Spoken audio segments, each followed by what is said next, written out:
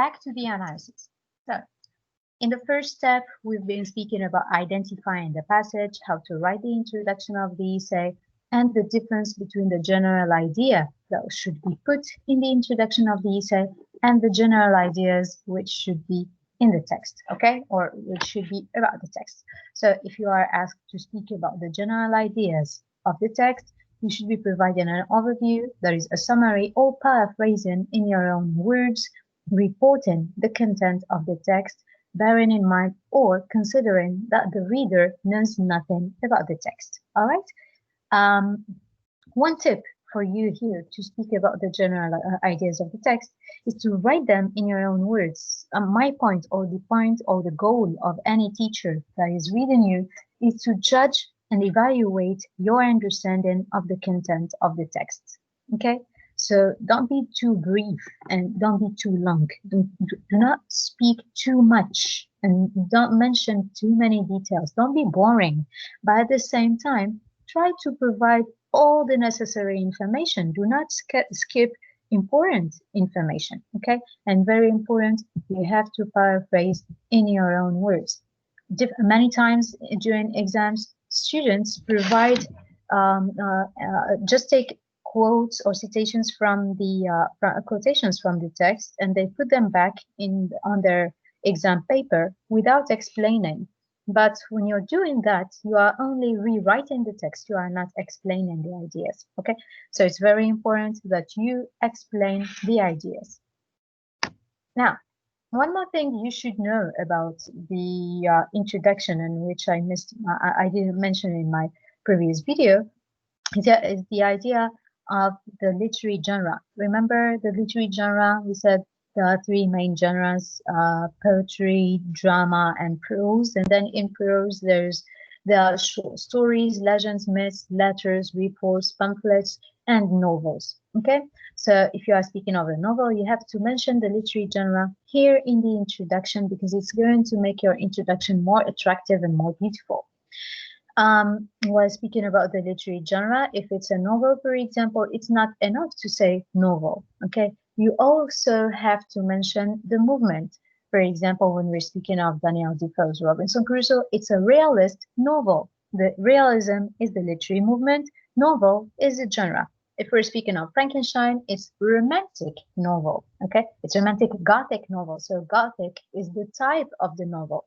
So if you have the type of the novel, if you have the movement, do provide them in the introduction, because it's going to make your introduction more interesting. Now, have a look at these two introductions here.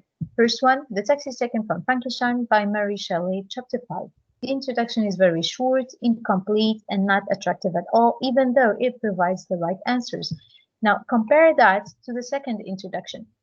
This excerpt was taken from the Gothic romantic novel. So this here is the literary genre, Frankenstein or Modern Prometheus. This is the title of the novel, written by the British author Mary Shelley. So we have the name of the author and her origin. In 1818, you are not required to provide this information if you haven't been given this information. Okay. Chapter 5, which shows Frankenstein's anxiety after his creature woke up. Okay, so here we have a full introduction. There is the literary genre, the full title, the name of the author, additional information about the text, and very short overview of the text. Okay, so let's move. After the general ideas and after the introduction and the general ideas, if you are asked to speak about or rather, you should be talking about the audience. Now, in the exam, if you're asked to speak about the audience, do it. Otherwise, if it's a homework and you're required to make a full analysis, then you have to go through all these steps without having someone to tell you you have to do it, okay? Because if it's a homework and you're doing this at home, you have 1 week to do it. So you have plenty of time to answer or to fulfill all the steps of the literary analysis. In the exam, since the time is very limited, you are only required required to answer 5 questions, okay? So now let's speak about the audience. When we're speaking of the audience, we're speaking of the people that the text is directed to. To whom is it directed? Who are the people that are targeted by the author? Okay. Now, the readership targeted, that is what sort of audience is intended by the author in this work. Now, not all the literary texts have a particular audience, but a lot of literary texts do have a precise audience. Okay?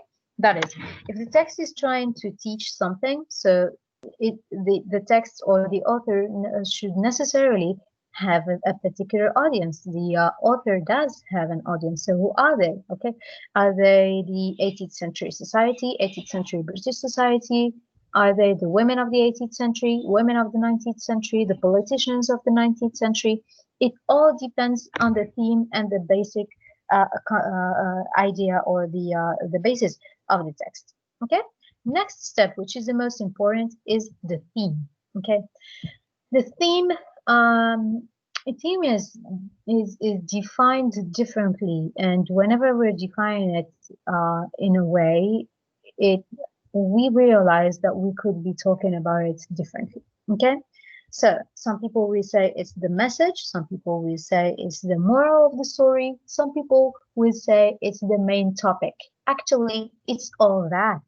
It is the main topic of the text. It is the main argument in the text, the main statement, or the main, let's say, the main idea that is discussed and argued for in the text. It can be a moral, it can be a message, or it can be simply the author's philosophy or the author's idea that he wants or he or she wants to make known and make public in their text. Okay, so it's the implied meaning that the author wishes to convey, the message itself, the moral referred, and it is the implicit statement hidden behind plain words.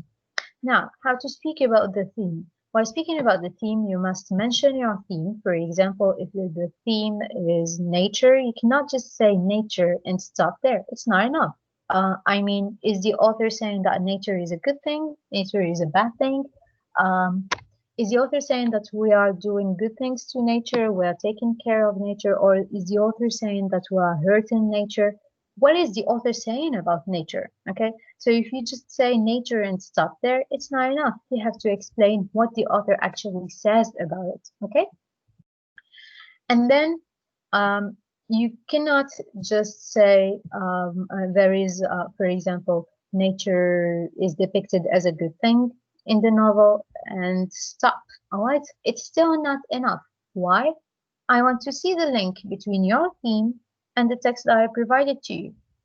Okay, example, maybe I don't see nature in the text. Maybe I haven't noticed the theme of nature in the text. But when you're speaking about the theme of nature of the text in the text without showing the link between the theme and the text, you are not convincing to me.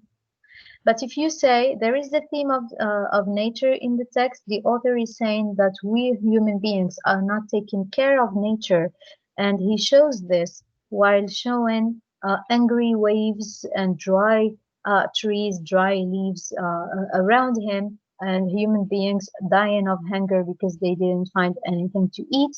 In this case, you are relating the text and the theme you are speaking about. In this case, you become convincing. Okay, so it's not enough just to mention the theme and explain it, or explain the main perspective of the author. It's also important that you relate it to the text. Okay, it's important that you show the link between your theme and the text that was provided to you. Show me your evidence from the text. Where is the evidence in the text that proves that indeed there is this theme in the text? Let's see an example here. This is an example from Robinson Crusoe. So if you say there is a theme of racism in the text, this is not enough. How do you know there is racism? I don't see racism, okay? If you say, because Robinson chose to be called Master instead of his real name by Friday, he only taught Friday to say yes and no instead of trying to teach him or trying to understand him, and gave him the name Friday instead of trying to learn to pronounce his name. In this case, you are convincing. Why? Because you have shown the link between the theme, racism, and the text. And at the same time, you have explained the perspective of the author, that the author is being racist in an indirect way. He is not even aware of his racism, while he is considering Friday as less important than Robinson. Okay. Next step we're going to speak about is the literary genre. All right. Now, what is the literary genre? It's the type of the text that we are dealing with. Is it a sermon? Is it an epic poem? It could be a poem. It can be drama, that is theater, a play, comedy, tragedy, or a novel. If it's a novel, as I mentioned before, you have to mention the type of the novel. Okay. It can be a short story. Sorry, this is story. It can be a short story, an account of exploration, a report, a letter, a pamphlet, and so on. Sorry, if you're talking about the type of the novel, you should go back to the handouts that was provided to you, which has the different types of the novel. It can be a detective novel, sensitive novel, didactic novel, adventure novel, gothic novel, a psychological novel, comic novel, and so on. There are different types of the novel. So when you are speaking about the literary genre, you have to provide the type of the text, the form and the type of the text, plus the movement. Romantic Gothic novel. So if I say romantic Gothic novel, novel is the genre, Gothic is the type of the novel, and romantic is the literary movement. Okay? It can be realistic, symbolic, naturalistic, modernist, and so on. Okay? If it's a colonial text, because in the second semester you will be dealing with colonial literature. So colonial is the movement, report of exploration is the genre. Okay? Colonial is the literary movement, and report of exploration is the literary genre. If it's a religious journal, same thing. Religious is the literary movement, journal is or diary is the literary genre. So when you are speaking of the literary genre, you have to provide the type of the text and the literary movement. If it's a novel, also provide the type of the novel. Fine. Now let's skip to the setting. Settings are very easy. It's something that we've been speaking about for a long time. It's the time and the place of the text. Okay, where and when does the action take place? They are the time and the place of the narration of the text, that is, of the events of the text, not those of the author. Example, in The Merchant of Venice, the author lives in London, but he writes a play that takes place in Venice. Okay, so if we're speaking of the place setting is that of the events, not that of the author, which means the place setting is Venice and not London. Okay. Next, next thing to speak about, which is the most important and somehow complicated for students in the beginning, the plot. In class, we have explained the plot as the development of events and the way the events are presented to the reader. Okay? Sometimes events of the text are presented from the end, sometimes they are presented from the middle, and then we're taken back to the beginning. So it's about the presentation or the way the events are presented to the reader. Now, let's read the definition of the plot. The plot is different from story, which means the actions related chronologically. Okay. In traditional literature, the plot is chronological, but in modernist literature, in postmodern literature, that is a literature that was written after the 20th century, the plot stopped being chronological and it started to be different. Now, chronological means it follows the time linearity. It respects the time linearity. Okay. So, the plot is the way things are presented in the text. The king died, then the queen died too. Okay, the plot, why the plot means actions related causally, that is, the actions related by cause-effect relationship. That is, there is one incident or one action which is followed by the consequence. So the first action is the first action is actually the cause of the second action. Okay, for example, the king died, then the queen died of grief. Of grief, why? The grief while she was grieving her husband. Okay, so they are related by a cause-effect relationship. The plot is the way the actions are presented to create a structured whole or achieve an artistic event. Okay, so it's the action of narration, how the events are narrated in the text. Okay, if we are speaking about the story, for example, let's take Snow White. She was born, her mother died, and then because her mother died, her father married a very evil woman. She kicked her from the castle because she was more beautiful than her. But then she almost died and was saved by the prince. Okay, so this is the story of Snow White. But if we're speaking of the plot or the presentation of the events, we will be following the structure that was presented to us. And in this case, you're going to find different structures dependent on which version of the story we are reading. Okay, so this implicitly means that the plot and the characters are interrelated. That is, the characters are linked to the plot because actions are performed by the characters. The plot is an exposition of events raised into complications and conflict to reach the climax, then to be resolved in the denouement, which ends the conflict. Now, this here is a form of this is a small diagram that shows the development of the plot. So things or events are first exposed. So there is the exposition of the problem, and then there is the first conflict. Without a conflict, there is no plot. The conflict is what creates the action. Okay, that is. This is where Snow White's mother died. If she didn't die, her father wouldn't marry someone else. If the woman wasn't jealous of Snow White, she wouldn't kick her away. Okay, or kick her out. So things become more and more complicated. This is here the rise in action. The rise in action will always come after the conflict.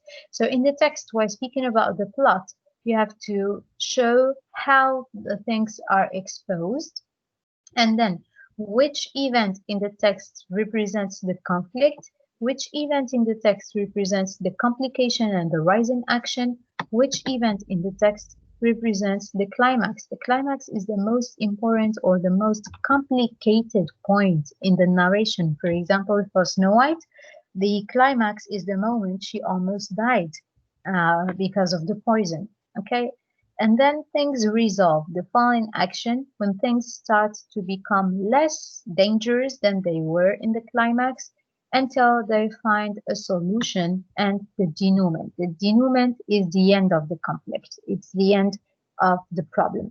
Okay? In a novel, you're not going to find just one plot. You can find different plots because the novel is a very long narrative. You may also find different plots within a plot, which are referred to as a subplot. Okay?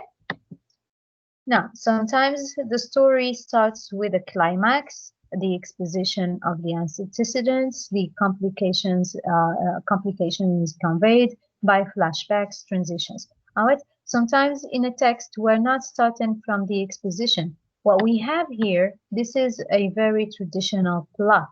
Okay. In this case here, we have a very traditional plot, a plot that is that respects the time linearity that begins from the first conflict, develops to the climax, and then resolves. But in the 20th century, things have changed. Authors have started using the flashbacks.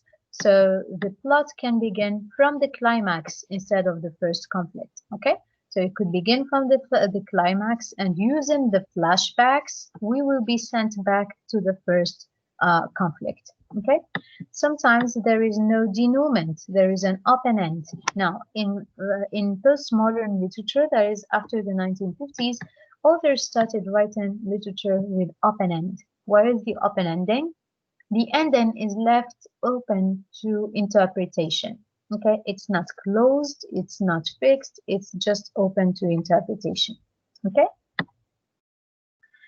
Now, the plot can be based on intrigue, suspense, and surprise. So what the plot actually does is that it provokes the curiosity of the reader. It is based on intrigue and suspense. It is meant to attract the reader to know more. Okay? So it can also be a unified plot or a subplot. If it's a unified plot, it's a whole complete plot. If it's a subplot, so there are different subplots within the plot. Okay, so all these things have already been explained in class. What I'm doing here is just a revision of the plot. The plot, in general, is the structure of the story. Okay, it is not the events of the story, but the way the events are presented to the reader, or the way the events are narrated to the reader. So the plot is highly related to the action of narration. Narration is a very important here. Okay, it's a very important word which you need to retain here. The plot is the way things are narrated to the reader. It is the way the events of a story are presented to the reader. It begins with a conflict. Without a conflict, there is no complication. Thus, there is no climax. Okay. So if we don't have a conflict and an action, if we don't have a complication, there is no real plot in the text. Okay. So this is all for this video. In the next video, we're going to speak about characterization and the point of view.